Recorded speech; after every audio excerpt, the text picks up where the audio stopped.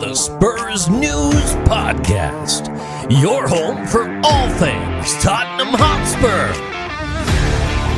Now, here are your hosts. Hello everybody, it's Sam here from the Spurs News Podcast. Hope you're all well. Joining me to discuss the latest events in all things Tottenham Hotspur is my partner in crime, it's Matt. Hello, mate. Well, we tend to stay off course a little bit, don't we? So, yeah, let's try to... Yeah, last week, feedback for last week was geriatric old men lose track of what they're doing, yes, why they're doing it. Sums up my life, yeah. Yeah, pretty much, yeah. I don't know when it happened, but it definitely happened. So, going to try and stay on topic this week, because people may have laughed once, but I think twice, and people will start actually wondering if we're okay and contacting nurses and professionals to check on us. Yeah, it will be the first time. Yeah, so this is Spurs News. This is episode 211, which is still kind of crazy to me. And we are talking about the North London derby. I mentioned last week just how much I hate the bloody thing. I still hate the North London derby with a passion. The only times I sort of breathe during the game, I think, is at half-time a little bit, and then at full-time. Or that time we beat them 3-0 a couple of seasons ago at home. That was after about the first 20, 30 minutes, I'm like, I can breathe. Oh, mate, I love that. I love that you could do that. But then West Ham came back from 3-0 down against us in 8 minutes. So I was thoroughly... I just never feel safe. I don't know why. And in the North London derby, it's like even dominating 3-0 up, if they scored once, I'd be like, oh, the bastards. I don't know. I hate it. And the people are like, oh, I can't wait for this game. I don't know what's wrong with you. It's an endurance test. We say this all the time. It's an endurance test, isn't it? Yeah, it's like test of endurance. There's other games, and I've got to be honest with you, I am thinking that Chelsea at home is going to be like that for me this year. There's a real added, like, us and Chelsea have had this real thing growing for a few years where it's been getting quite narky. and now they've appointed that bloke who I can't even remember his name, but he was around our club for a while when Lamella was player manager during the 15-16 to 20 season. So yeah, I just feel like that game's gonna wind me up as well, because I really don't want to lose that game. Yeah, I'm not going to lie. I've been getting quite a lot of enjoyment out of their misfortune recently, and I love some of the stats that have come out. Like, isn't it like Haaland scored more goals than Chelsea this season, isn't he? Or some? Yeah, Haaland scored more goals than Chelsea. Chelsea have won as many league games in 2023. Sorry, I'm going to start that again. Have won less Premier League games in 2023 than Leicester City, who were relegated and have not played a league game this season in the Premier League. So that was one. Another one, which is someone pointed out that since they signed Bruno Fernandes, they've won once, and that was against Luton. Jesus, man. It's a lot of money. Yeah. They've spent... The thing is, I don't know, and it's like, you look at it, and as much as I hate to say it, he's a good manager, who's able to set up a team and get them to play. And you look at that, but then so was Graham Potter.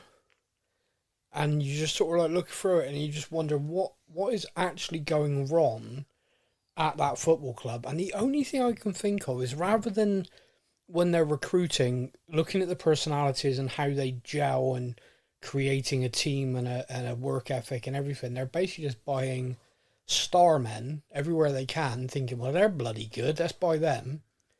But it just doesn't, like, you throw them all together and it's just not working. Yeah. Like, all the best ingredients is making the worst dinner. Yeah, absolutely. Like, Seb plays that FIFA, and I got guilt tripped into dropping 80 quid for him to get it before it went on sale as a download. It's like, and this, you normally with children, you say, do this for a couple of weeks and then you can have this, but apparently he wanted it before everyone else, and apparently if he got it now, he got a certain amount of FIFA points, so it had to be he had it first, and he's not holding up his side of the bargain, to be fair, but anyway, I digress.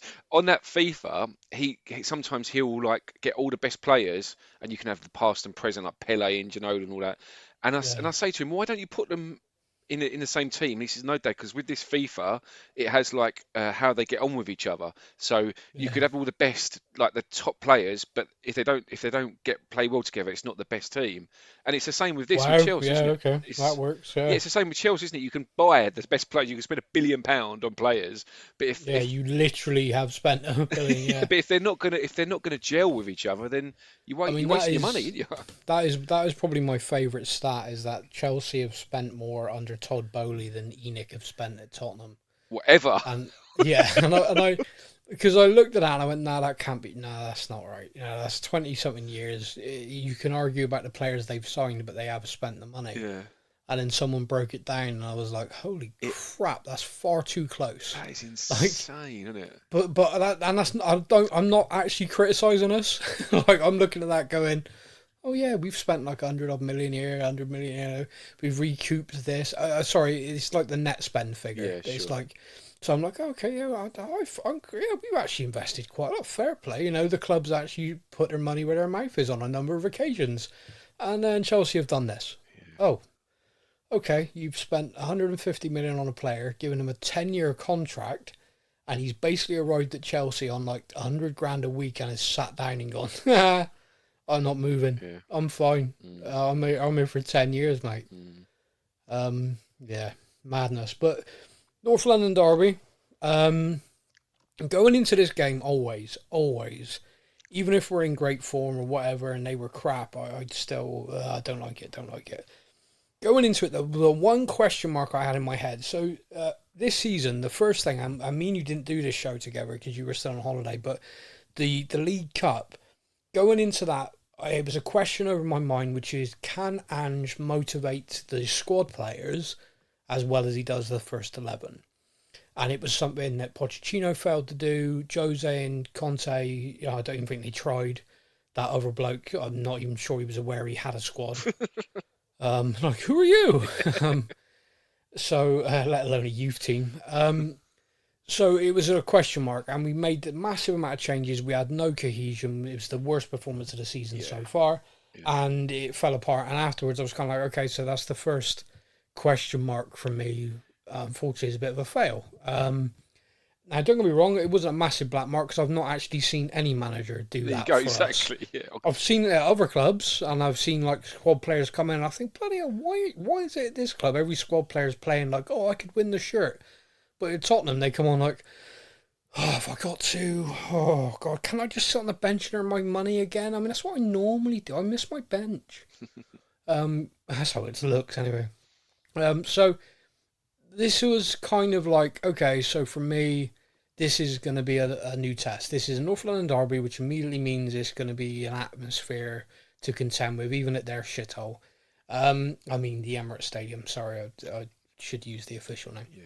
And you sort of look at it and you think, okay, they last year played very, very well. They've started this season well. They are a side that will try and play from the back, and they will try and play through the press, and they will try and press us high. I'm like, do we as a squad of players have the belief yet, after just 6 games with Ange, to try and do this at the Emirates? Or are we going to, as much as I hate to say this, are we going to bottle that and sort of go back to, oh, we'll just soak up a bit of pressure, Yeah. And so that was a big question mark for me going into this game. And so immediately, massive tick. I am absolutely delighted at the fact that we went there and the 11 on the pitch still played football. Yeah, you look at the stats. I think you shared something, didn't you? Yeah, The I stats did, compared yeah. to the same fixture last season.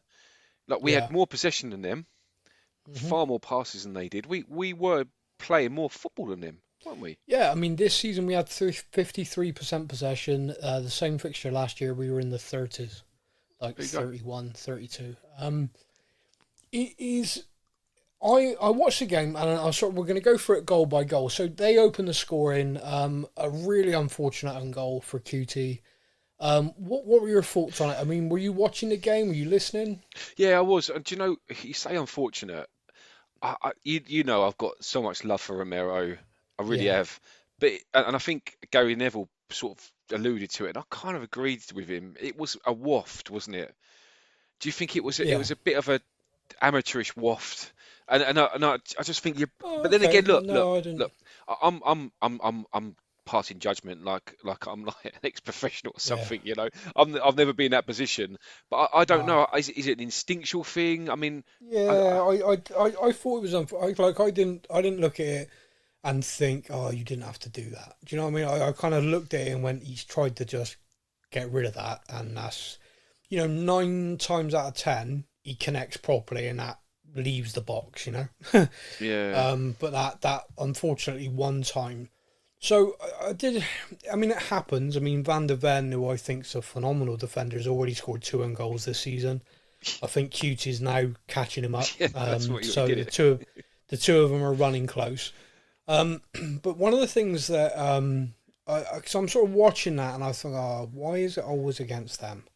If they open us up or hit some screamer and you sort of go, oh, okay, yeah, well done. But why is it I was like, why has it got to be an own goal against them? Why does it have to be like that? Why can't it ever just be what it is? So I was kind of in that, and then I watched our goalkeeper, Vicario, who's a new keeper to the league, and he just got straight away to QT, straight to him, grabbed him, no problem. There's no, just talking to him. Don't worry about it. Forget it. Get back. We're fine. He was talking to everybody, and I kind of, we've had a goalkeeper who's our captain for a number of years, and this isn't Lloris slander. Please don't take it as, but I'd see stuff like that happen, and Lloris would be quiet. So I was kind of lifted by seeing the goalkeeper, who doesn't have a leadership role officially within the side, but to see him run around the defenders like, clear your head, don't worry about it, it's fine, don't worry about it, we go again. Yeah, do you know what? He's Vicario is fully invested.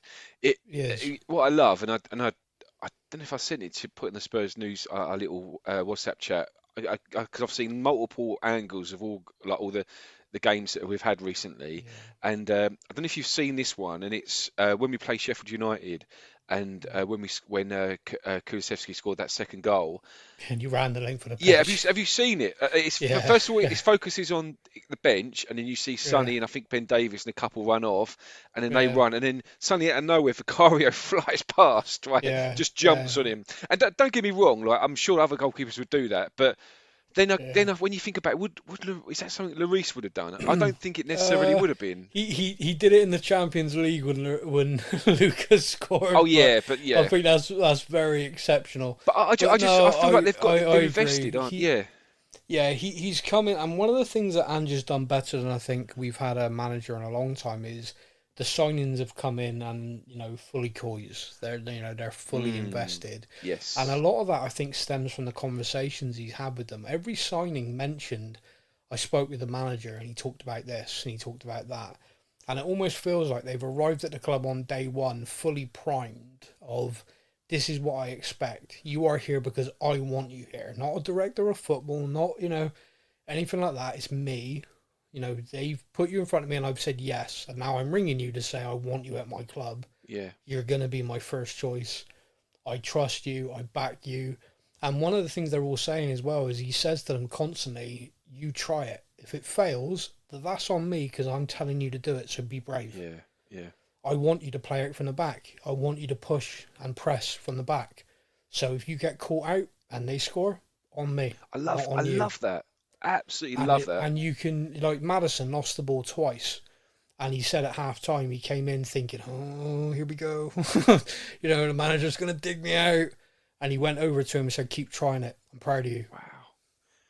So Maddison then does it and turns everyone and, sets over. So it's the ability to take the pressure from the players, whereas I think previous managers hyped that pressure on. Oh, yeah, like Mourinho's the one that always comes to mind.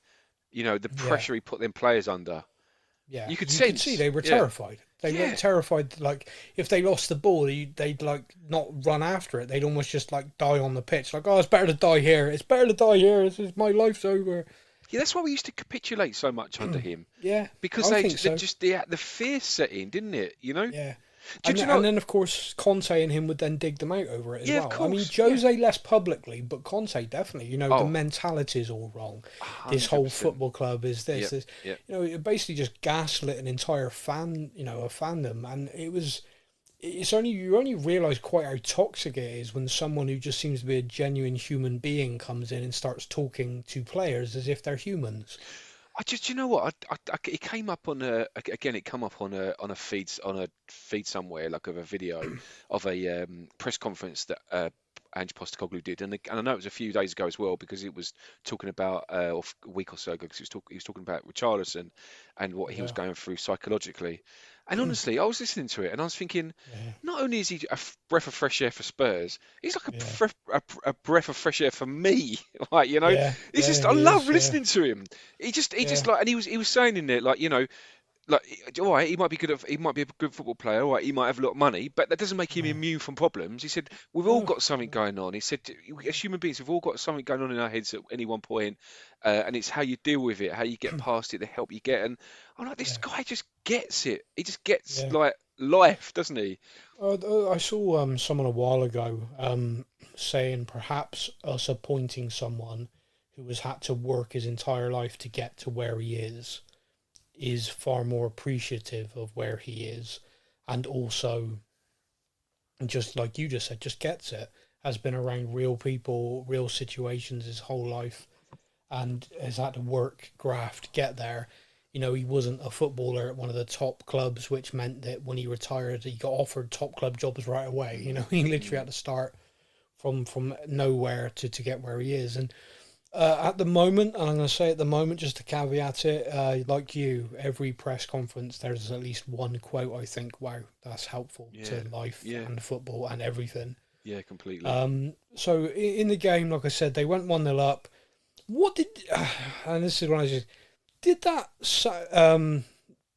him doing the Madison celebration bother you?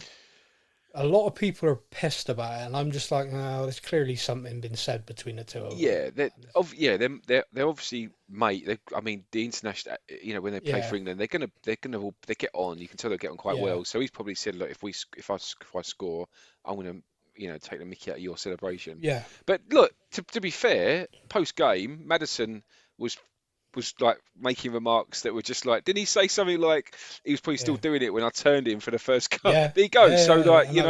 And that's it. And so, like, it doesn't bother me. Like, no. I get why, if you're in the stadium and if he did that at our ground, I'd say, oh, that was a bad move. Yeah.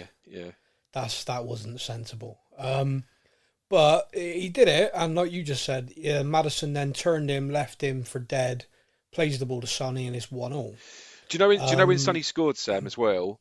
Did you notice that he does a shush thing that I love, Van der Vaart, but also he grabbed the badge, and as much as I don't like, I will just like we don't talk about, I won't say you don't play the song. I will try to limit how much I talk about Kane as well. Right? But you never saw Kane do that, did you? You never see him do it, and because he's a gooner. I know. Former Gooner youth player who now plays in Germany. I don't know why you keep talking about him. I'm digging him out, but he's at Oktoberfest yesterday wearing lederhosen. He's the England captain. Should be dropped. It's disgusting. Yeah. but anyway, I don't want to talk about it. But I love the like. Sonny's been with us for a few years. I get that, and he's fully Spurs, But it's a touch that it's. I know Postecoglou's been really into making that connection again with the fans and the players. And come on, is there any better gesture for us, for a Spurs player, in front of the Arsenal fans, to hold the badge? I mean, that is telling them to shut up and then kissing the Tottenham holding the badge. That is, if you want to make your connections again with the fans, mate. That you can't. It doesn't get any better than that, does it? It does not. No. It was very enjoyable. Yeah. A few Arsenal fans are going to be talking to the Met Police because of the way they reacted to him doing it. I see some of them pictures. Idiots. Yeah. Do you know what? People doing stuff like that, I look at it, I shake my head and I call it idiots. But the people who go on social media afterwards, like the Arsenal fan TV kind of, and not actually, it wasn't actually them, but someone who I've seen with them before who's like an Arsenal fan personality now, because there's loads of them. They've all become famous in their own right. It's mad to me. But one of them's saying that everyone's seeing this picture and it's out of context. He's clearly just doing the someone celebration. Oh, give you a rest. Why would he do that? You're mimicking. So Tottenham have just scored, and you think one of your fans is doing the whoever goal celebration at that precise moment the sun is running.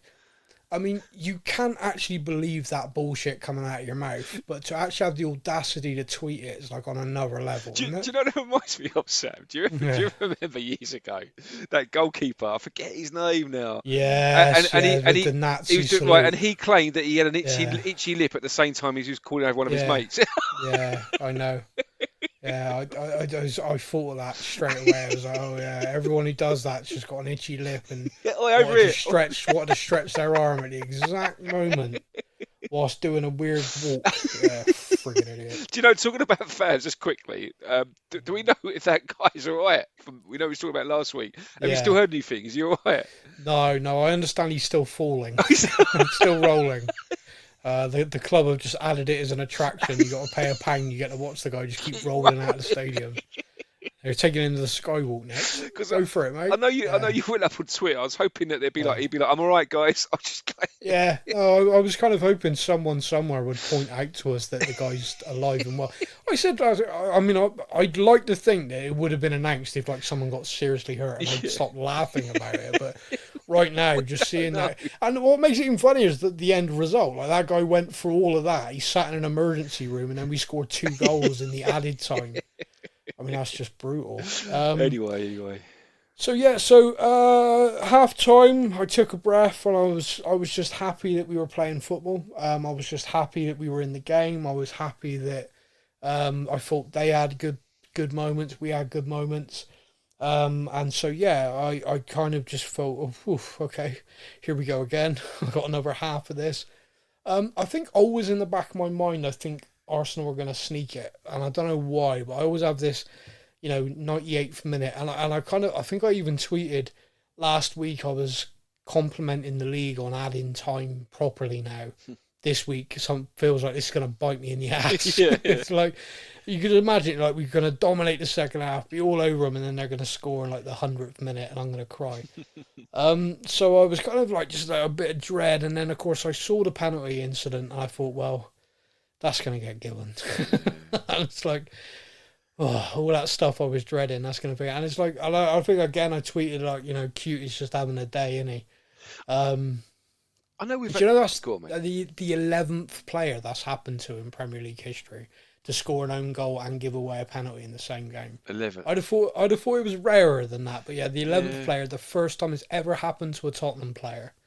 It's just one of the things, isn't it? And look, the guy's mustard, isn't he? Like, I'd rather have him in the team than not, But I don't know what you made of it, but like you said. And I know we've had this conversation many times, but it just seems like when the referee gets called over it's like, what? Might as well just not bother, because you're going to give it. It is. It's so frustrating, isn't it? Once he gets called over, that's it, penalty. And I think I've seen once, and it wasn't in the Premier League once. Ever since I've watched football, have I seen a referee go, no, actually, I don't think it. I'm still happy. What's the point?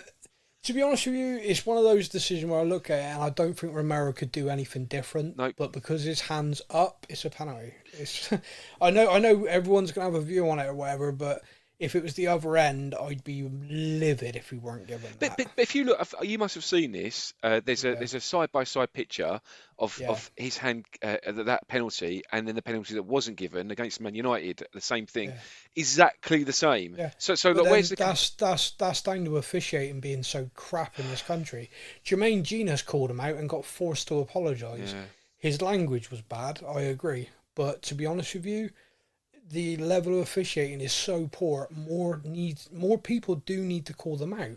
Yeah. They're a protected species, and I do not condone ever fans attacking a referee. I think that's an abomination. It's awful, stain on humanity, stuff like that. Seeing that English ref trying to leave that country that time with people literally attacking him and his wife, it's disgusting. If I saw a referee in public, no matter how awful he was for us, leave the guy alone. it's like, what are you doing? Attacking or verbally or physically attacking someone over this? That being said, they are a protected species. Managers so much as say, look, I really thought the referee was poor today, they're fined. A manager says anything more than that, they get a touchline ban as well. Players are fined straight away, can face bans if they talk about referees. And now pundits have to apologise. Mm. I don't agree with that. You know, if managers can't call them out, players can't call them out. Surely former players should be allowed in a punditry setting to say the standard of refereeing is not good. Something needs to change. Because if they can't, no one's going to listen to the fans because we'll just rant about anything. Yeah, But no, of course, and that's the thing. When something is so protected like that, they could you get the corruption, don't you? You get the kind yeah, of that these ridiculous yeah, because there's no one's allowed to criticise them, you know. no, It's and that's it. It just, if you're not allowed to criticise them, what can we do? What actually can be done? You know, the referees are basically refereeing themselves. They are policing themselves, and they say they're all doing a great job. yeah, of course they would. Yeah, What a shock! well, it's like Kim Jong Un. He according to him, Yeah, he's the best leader. yeah, yeah. Donald Trump. Yeah. If you ask Donald Trump, he's the greatest president There you ever to be go. called Donald Trump. So we went 2-1 down. Penalty. I was like, oh bloody hell, they've done this to us. An own goal on a penalty. What a nightmare! But again, I was kind of delighted that we kept playing. Nothing more so than basically from the kickoff Yeah. where we pressed them. Jorginho went into some sort of system error and shut down on the ball. Maddison took it off him, passed it to Sonny, and we were back level. Now, the funniest thing about this is the stat, which is that it took longer for the VAR review than it did from kickoff to us to equalise for the penalty. Yeah. But also, my favourite one, which is more than that, is from the penalty being scored, all of the Arsenal celebrations took the same amount of time as they held on to the lead. Oh, quality. And I will credit Gary Neville for this, which I don't do very often. He said they're over celebrating. He said it. He said it's too early. They're over celebrating here. Yeah.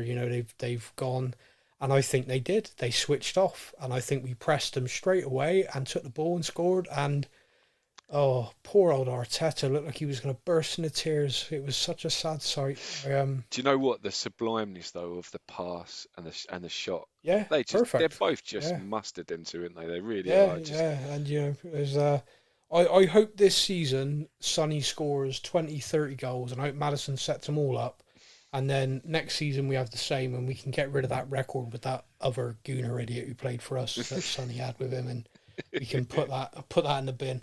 But yeah, so North London Derby finished 2-2 at their ground.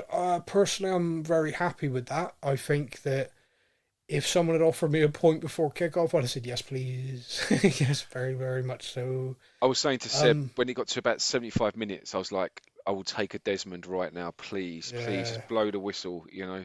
Yeah, I will say, I did think at the very end of the game we were going to nick it. There was a moment. Oh, was that with Charleston? Yeah, with Charleston, and it was like one of those sort of. It just felt like it went a little bit in slow motion for a moment, and I thought, he's gonna, because I was thinking to myself, if last week felt good for him, if he scores now, this guy is not just going to take his shirt off. I think he might actually strip naked and run around the stadium. I think he might completely lose it. What would you have done if that had got it? What would you have done? Do you know what? This is really depressing, but I probably wouldn't have done anything because I've now conditioned myself to wait for frigging VAR. Yeah. And that is actually really depressing when you think about it, because there was a time where I'd lose it and just be like all over the place. Yeah. And then I'd come back and be like, oh shit, we've kicked off. I need to think about it again. But now, because I do the page updates on Facebook, and I see a goal go in and I start writing it, but I'm not like rushing to post it because I'm sort of like, I'm going to hang on. It's a goal. There you go. You're allowed to put it. Yeah, I can post it now, and it's a bit annoying, but it's what it is. But overall, I kind of felt like we could have nicked it at the end. I mean, obviously they could have as well. So I felt a draw was a fair result. I felt going into it, Arsenal fans were very, they're going to smash us. I think afterwards they're now like, oh, you're celebrating a draw. It's like, no. Well, according to Paul Merson, they were going to smash us, weren't they? They were going to absolutely destroy us. All of them. Yeah, it was a constant running theme of how they were going to batter us, and again, I saw a few of the reaction stuff afterwards, like the Arsenal Fan TV folks, just looking a little bit surprised that we showed up at their ground and had the audacity to play football. But to be fair to them, the last 4 or 5 years we've gone there, we've been crap. Oh, we've been awful. Yeah, you're right. So, yeah. Do you know, talking about Arsenal Fan TV, I've got a theory, right? I feel like I'm not as stupid as I look with this, right? But occasionally I'll get a Facebook have got like a TikTok-y type thing, haven't they? Now, video TikTok thing. I don't know. Well, have you not got? So if you go onto if you watch one video on Facebook, it starts sending you into like a TikTok type feed, where you're just flipping up like you're looking at TikTok. Right, okay. Right now, the algorithms are getting me now. They know that like so many Spurs things are coming up, so it knows I'm a Spurs fan. It's worked all that out. But occasionally I'll get something from Robbie on Arsenal Fan TV, but every single one I get, I'm like, I'm liking this guy more and more. Right, so no, and it knows, right? Yeah. This the algorithm knows, right? Because and also, I think it's a ploy by him as well, because stick with me on this one, right? Right, but so the last two before the one I've just watched, the last two I've seen of him are him. So you got one of the guys on that Arsenal Fan TV, and I think you might have even seen it, and he's going on about how Nottingham Forest shouldn't even be in the same. They shouldn't be bantering us. They're not even in the same league as us. Yeah, you know, right? And he goes back to him and he says they're entitled to, like, they've won the Champions League twice. They're entitled to do that, And I'm like, yeah, they are. You're right. And then another one is Fulham fans, and he was going to Sky back. He's like, it's just banter. He said they're just winding us up. We wind them up. It's just banter, right? And I'm like, this guy's really like, I like him.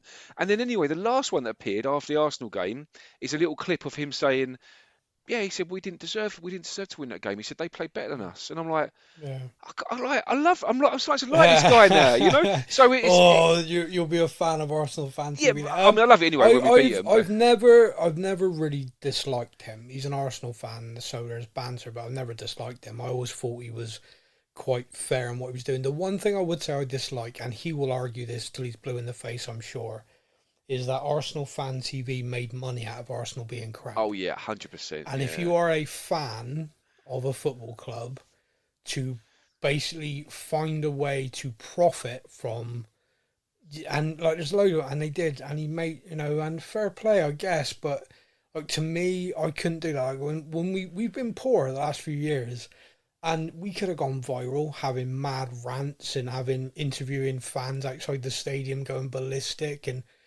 but he went viral with every other club. Like every time Arsenal lost, me and you or everyone would be like, Arsenal Fan TV and chill, here we go, it's going to be brilliant.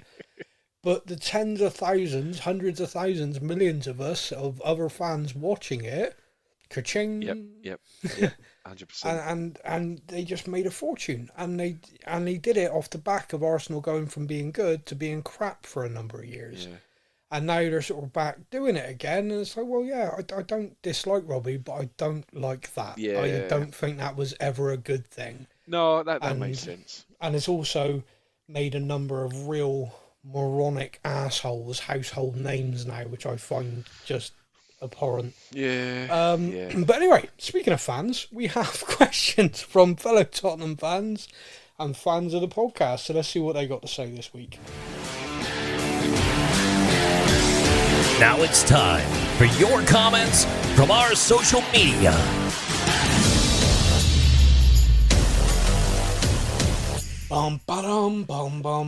Facebook or Instagram, good sir? Right, before I give you that answer, I will say, Sam, I know you do another podcast, but you can tell that you're very experienced, because that smooth transition, honestly, it was like like butter.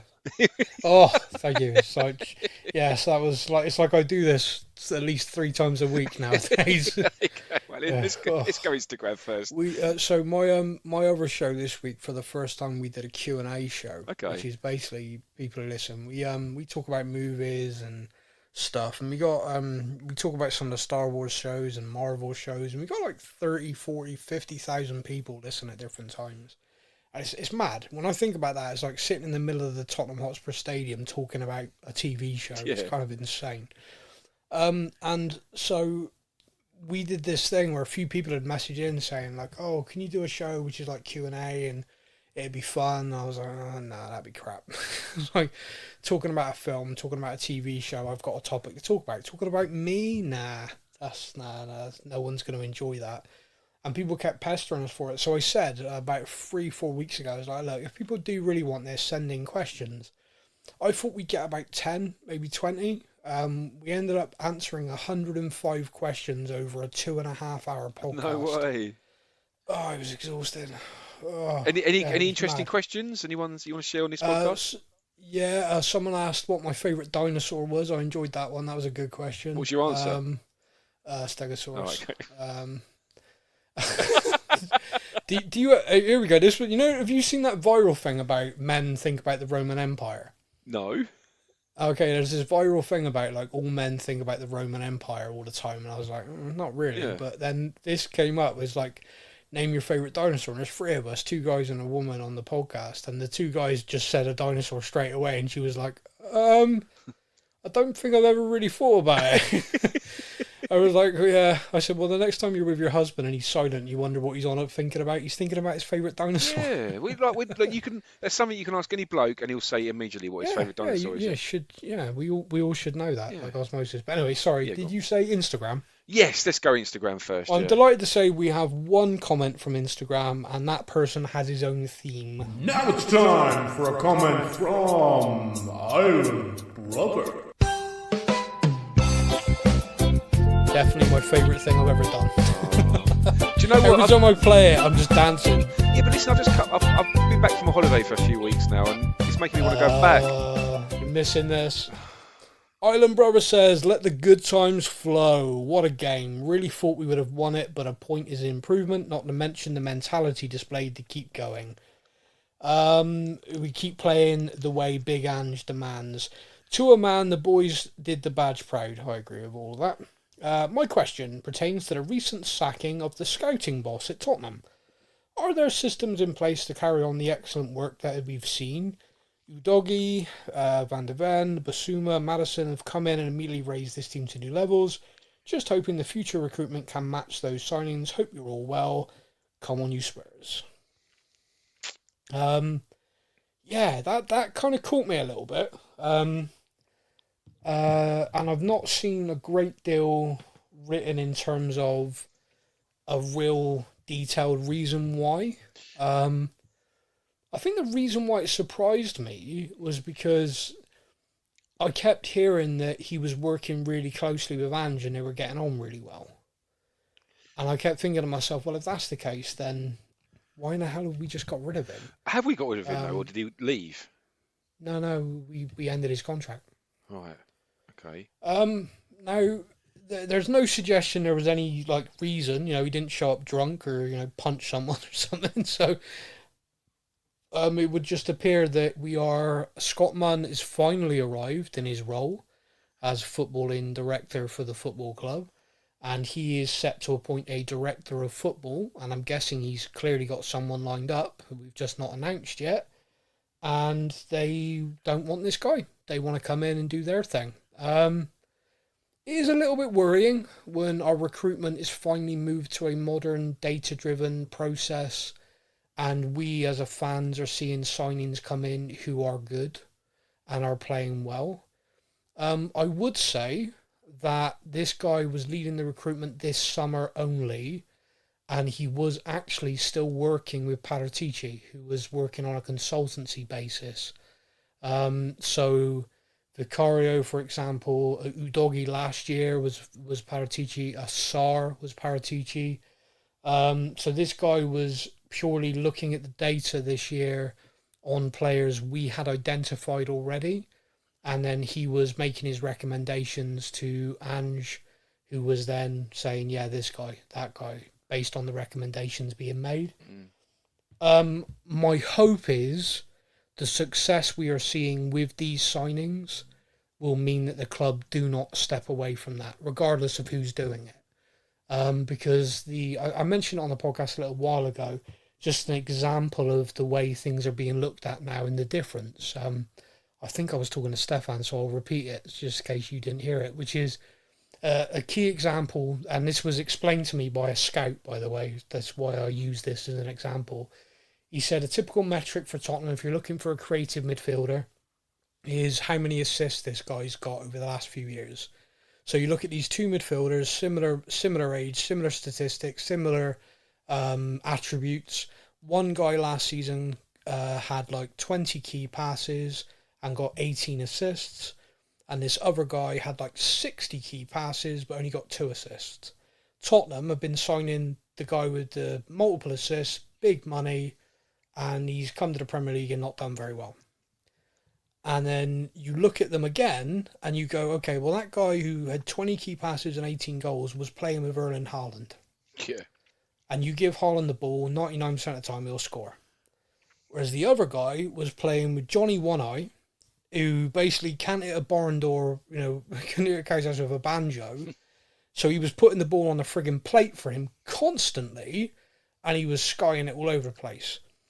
And so which one's the better creative player? It's the one who made the 60 key passes. So we have changed our model now to go, okay, we used to just look at this basic data. We're now opening that up to look at more.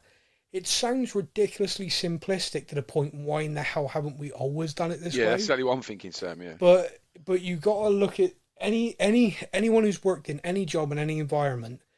When you walk into a place, there are systems and things in place and things are done a certain way. And even if you look at it and go, that's a bit backwards. That's not, surely you could just have a computer do that. Why am I, there's all these different modifications you can make.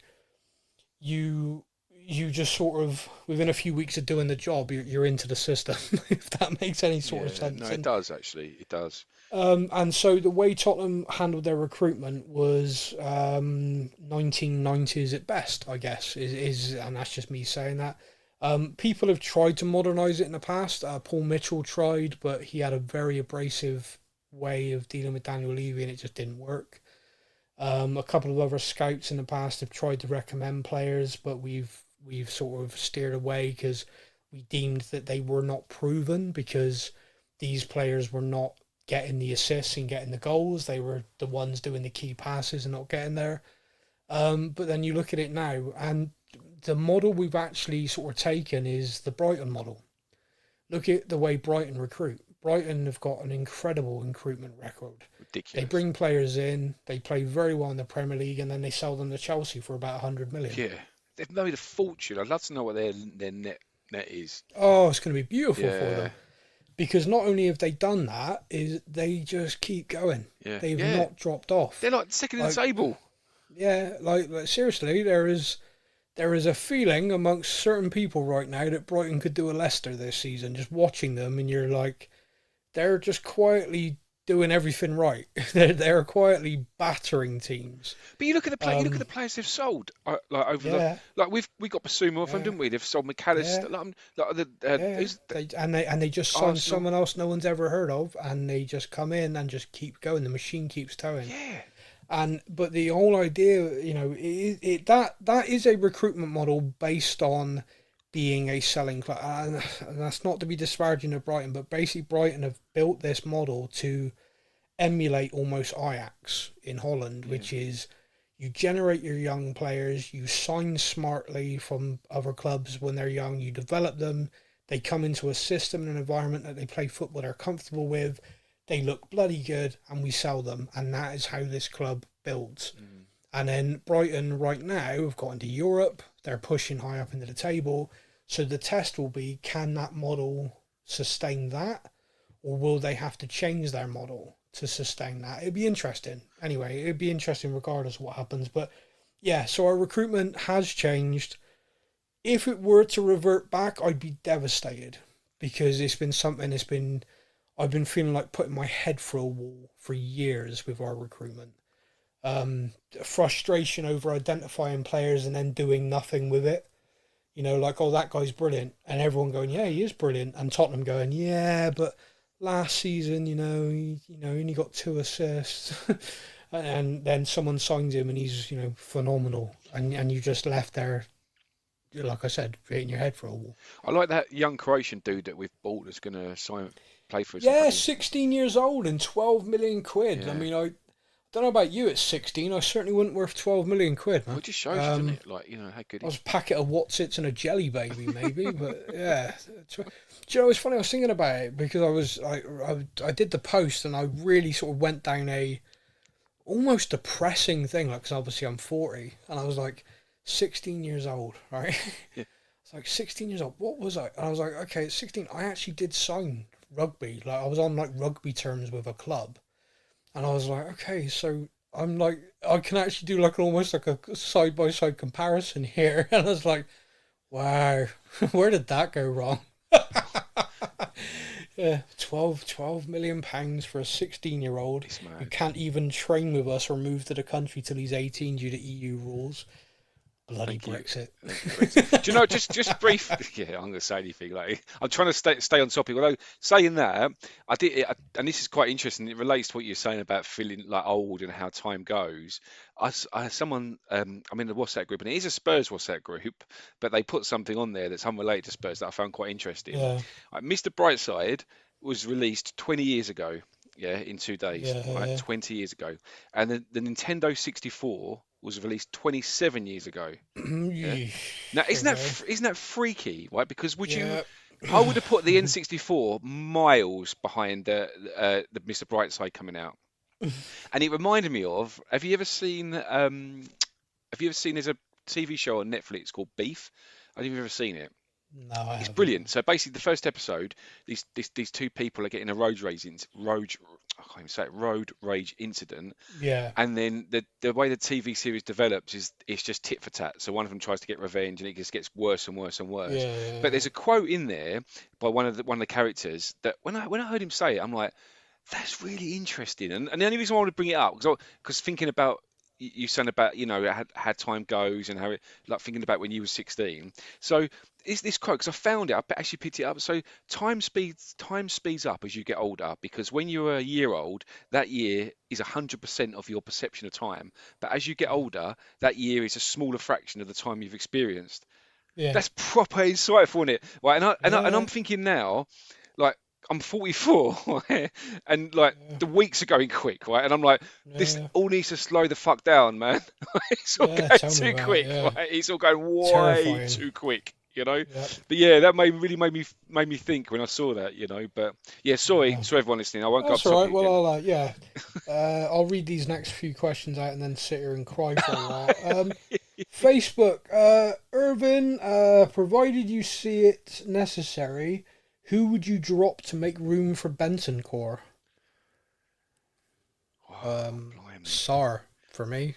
I think Basuma's undroppable. Madison's undroppable. I think Sarr's energy is phenomenal. His upside is going to be amazing. But I really want to see what Bentancur can do in this system. Do you know, you're right. I love, like, Sarr has been a revelation this season. But you're right, having them three, like having Bentancur, Bissouma, and Madison. Come on, that is a midfield. There's something there that could be really special. Do you know, very briefly, because I'm not talking about him, but when Merson was going on about they were going to actually batter us on Sunday, one of the things he said was, is he looked at the two teams that he said there's not one Spurs player that Arsenal would want. And you think, utter bollocks. Like, there's so many of them are players that, like... Well, it is utter bollocks, and it's tribal bollocks, but it got him a lot of attention. I'm seeing, like, people keep talking about, and I've even heard one or two people say, like, Basuma has been the signing of the summer, and we signed him a year ago. But it does feel like that in a way, doesn't it? Like, Basuma we've got this season compared to the Basuma last season, it's like chalk and cheese. Well, I think you got a difference in a manager and the way the manager treats people 100%. Being shown. Yep. So Calvin says, is Poch our secret agent infiltrating the rent poised to destroy within, then moving on to the empty crates? I probably shouldn't have read that out. Yeah, okay. He's looking a bit dishevelled, old Poch. I saw him after their last defeat, and he's not. So, did you ever see when Lampard was in charge of Chelsea? Every time he'd lose, there was an account called Fat Lampard would like add more pounds to his face. Oh yeah, so every time they'd lose, they'd just add more pounds, and then it became like a viral thing. And by the time he got sacked, there was just this monstrosity that resembled slightly Lampard, and they've started doing it with Pochettino.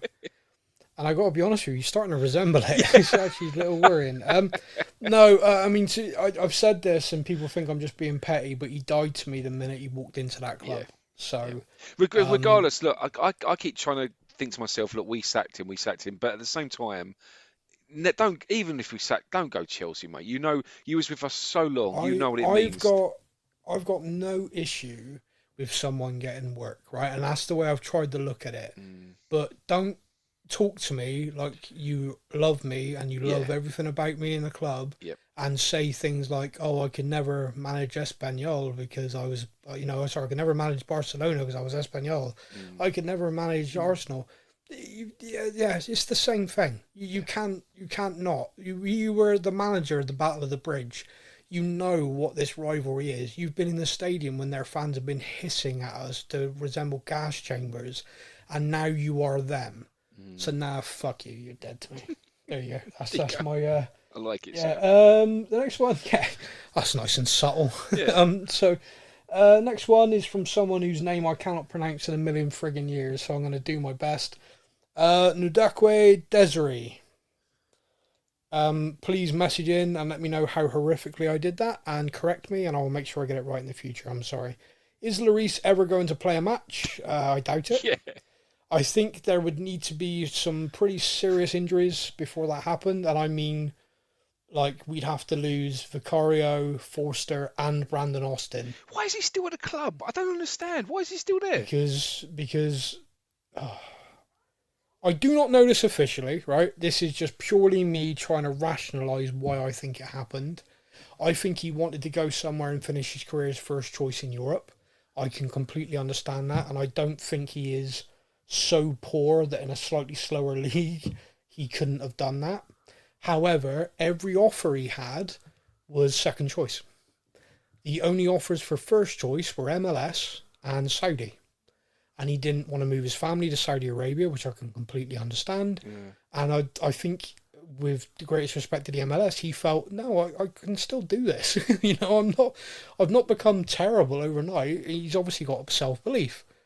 Now, if you are living in London and your family lived in London for a decade, they're settled, the kids are in school and everything, and you're earning over 100 grand a week for another year, and no one has made you an offer that's worth moving, you don't move, do you? No. If you take away the football tribalism and all that, everything like that, you don't. You go to work every day, you behave professionally, you respectful, and you collect your money for that year, and you keep looking for your options. It's possible. January, you'll have found an option. Clubs could have had all sorts of injuries in that meantime. I mean, he had a madness. Like, Newcastle wanted to loan him on deadline day, right? Because they wanted cover in the squad. But again, it's not first choice. He didn't want to do that. And to terminate the contract, it's got to be a mutual thing, isn't it? So he's obviously, like you said. It doesn't have to be. You can buy them out, but 100 grand a week. Why are you going to do that? That's what I'm saying. Why bother? Yeah. If he came to the club and said, look, let's do a deal. Give me X and I'll go, and the club look at it and go, well, yeah, it's either 100 grand a week for a year or this, let's do it now.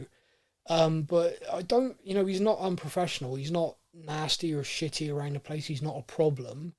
But it's just a case of, he made it clear he wanted to move. The club said, no problem. We're not going to take you on the tour, and she even spoke to him, was like, do you want to come on the tour? He said, no, I'm going to sort my move out. I think it's best you're going to appoint a new leadership team, It was all very amicable, very kind of like, it's better I don't confuse issues by being there, So it all made absolute sense, and he just never got the move. But yeah, in January he could, or next season. Yeah. The thing I want to happen, and I hope it does, is that the club does find a way of, I don't know, a Hugo Lloris testimonial match. 100%. Something, because Because could you imagine? I mean, I think we'd sell the stadium out, definitely. Like a France All-Stars versus a Tottenham All-Stars of players he's played with. He does a half in goal for us, a half in goal for France. Think of the sort of superstars who'd be on show for that game. Yeah. You'd sell it out. It doesn't, money to charity. The guy doesn't need it. In like the olden days where after 10 years you did a thing for the player because it helped him out in his retirement. Yeah, he needed it. Yeah. It feels like when he goes, there needs to be more than just, Lloris is now joined MLS side, whatever. Good luck, Hugo. Thanks. And here's a little video. Yeah, he signed for us before Seb was born. I mean, this guy's been with the club for a long, long time. Wow, that's a harsh perspective. Yeah. Okay, moving on. Tom Perk says, with the new signing from Banana Split, does that mean that Perisic is going the other way? It depends what you read, Tom. There are certain tabloids who are convinced the deal is done. There are other journalists who say, yeah, there's a rumour about that, but nothing done. And then there's a Croatian journalist who reckons it was done in the summer and still got it as a pinned tweet and is like, yep, this is definitely done. Definitely. And even though everyone now and again replies to it going, so we're now well past the window closing. Are you still adamant on this? We paid 12 million for this 16-year-old. I find it very hard to believe we paid £12 million for him plus. Unless I say this, unless there was some sort of crazy deal done to enable us to sign this kid whilst also beating other top European clubs to him, because to be under no doubt, there are a lot of pissed off teams, including Man City's recruitment, PSG, both all the big Spanish clubs. They were all trying to sign him. So we have really aggravated.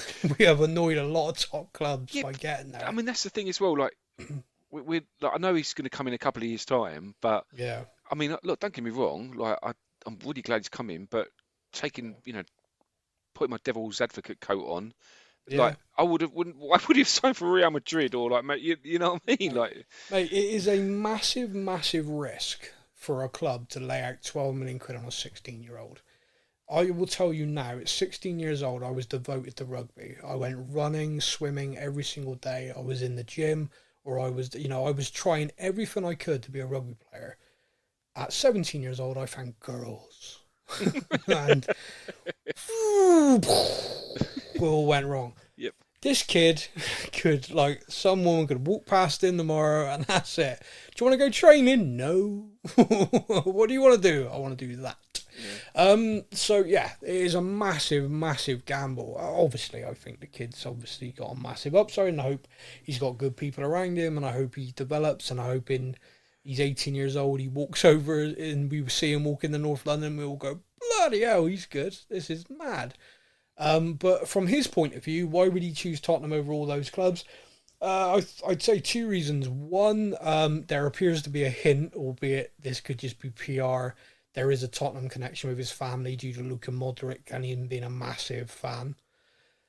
And two, and this is probably the thing that Tottenham fans won't want to hear, is a lot of people around Europe and stuff see Tottenham as a club you go to, showcase your talent, and then you get sold to one of the biggest clubs.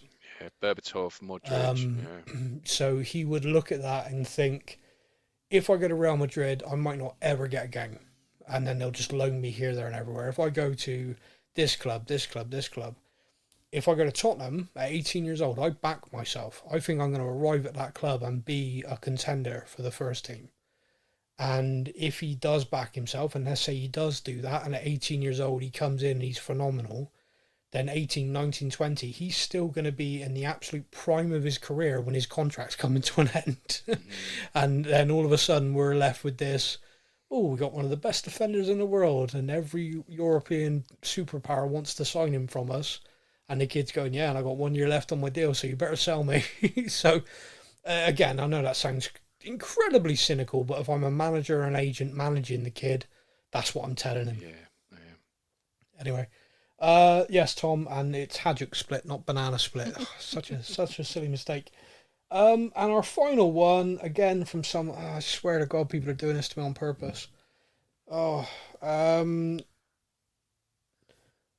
am incredibly sorry. I don't think I can even attempt Tafadzwa. Nope, I can't. I'm sorry. If this is you, message me and tell me how to pronounce your name. And this is not me being horrible. I'm just awful. I can't pronounce anything. I'm Bristolian. Is Madison and Johnson fit to face Liverpool? Can you provide an update? Madison told the club he felt okay afterwards, but is being assessed a lot. Johnson, they believe after initial assessment, it's muscle fatigue, not a strain or a pull, but again being assessed constantly. The club have actually managed to really close down all of the leaks, if you like, that used to come out. So expect Ange to do an update in his press conference on Thursday or Friday. It's going to be a tough game this weekend, though, isn't it? Yeah, it was the first proper team we're playing.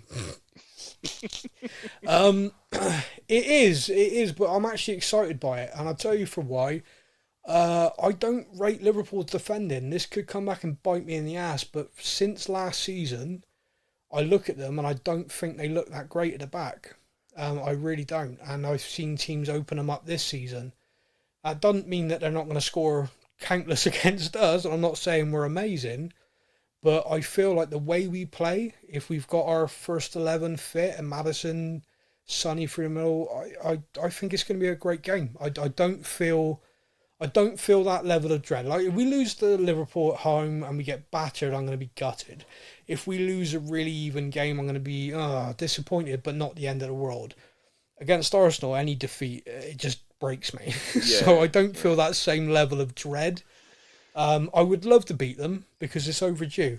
I mean, we smashed them 4-1, and Liverpool Football Club looked at that game and went, right, we need to spend money. We can't have this happen again. And after we smashed them 4-1, they went and spent a ton of money. They've won the league, the champions. You know, they've gone off and they you know, it's so annoying that they all point to that and go, that was the moment things changed. Like, stop using us as an example. It's really hurtful. And it wasn't handball in the Champions League, you cheating bastards. Anyway, so yeah, it's overdue. We deserve a performance and a win against them. I feel confident going into every game that we are going to have a proper go now again, which is a wonderful feeling. And I just feel against them, we will get them because they will play. Liverpool play their way. They're like Klopp, like Pep, like Arteta. Liverpool will show up to play. They're not going to camp on the edge of their box. They're not going to, try and Sheffield Unite us. They are going to try and play football, which is going to give us chance and it's going to give them chance. But I'm hoping for a good game. So you're predicting 5-4? That's happened before. I wouldn't want to predict it. I just want us to win. Yeah. I look at it and I'm just please win, because at the moment you're kind of on this little bit of a wave, and I know at some point we're going to have to suffer a defeat. I know that happened because I'm a Tottenham fan, and how we come back from that's going to be massively important. But right now, I look at this and I just think, no, every single game I feel we're in. I don't. Ask me again when we play Man City if I feel the same way. Probably won't. But right now against Liverpool, I do. I look at that and I think, yeah, we got this. I think we've got it about us now where we can win that game. I don't go into it with dread like I've done for the last few years. Yeah, I'm with you. I feel the same, Sam. Good. Yeah. Oh, good. Well, high fives. All right, well, that's it. That's all my notes. Was there anything else you want to have a natter about this week? Not really. No, I think we've covered everything, haven't we? Oh, frightening. Very frightening. So, yeah, as always, massive thank you to everybody for listening. We will be back next week where we will discuss the Liverpool game and hopefully another win. But even if it's not, at least we know we're going to have a go nowadays. Yeah. Until then, my friend, you take care. Take care, mate.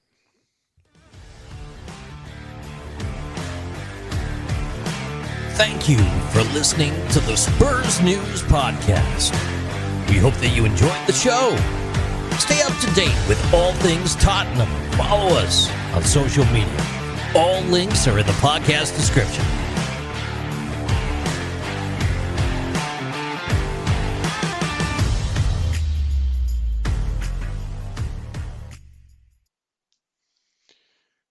Done.